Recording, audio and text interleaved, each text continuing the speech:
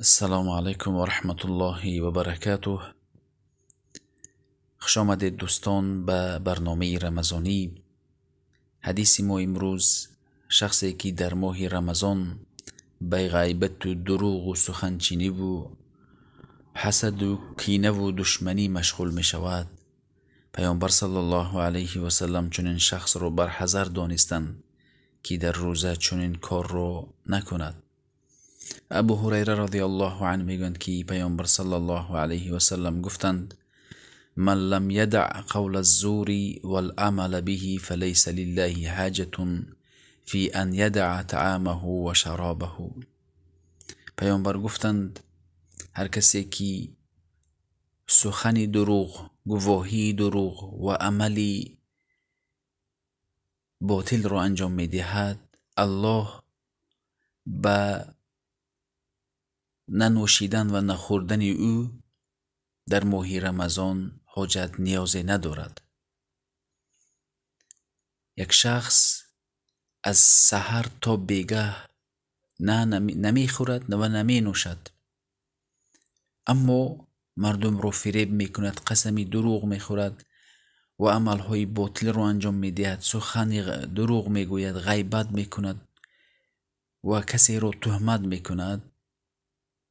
در حقیقت او روزهش بی ثواب می باشد. این حدیث این رو نمی فهماند که شما روزه نگیرید، بلکه روزه هایتان بی اجر و ثواب می ماند. بنابراین باید مسلمان همه اعضایش روزه دار باشد. معنای صوم امساک می باشد، خود داشتن از خوردن و نوشیدن، از سخن دروغ گفتن، از حرام را نگاه کردن و غیبت شنیدن. همه این امساک، خود را داشتن از گناه می باشد. مردم بعضیش از خوردن و نوشیدن خود را باز می دارند، اما به دشمنی، کینه و یکدیگر مشغول هستند.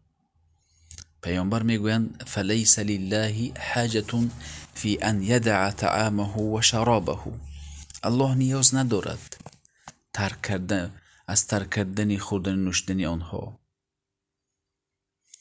روزه این مدرسه تربیه می باشد که انسان یک ماه نمی خورد و نمی نوشد و از گناه ها دست می کشد و بعد رمضان سپس خود داشتن رو یاد می گیرد.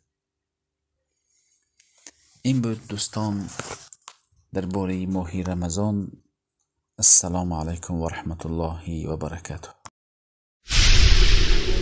أينما كنا أينما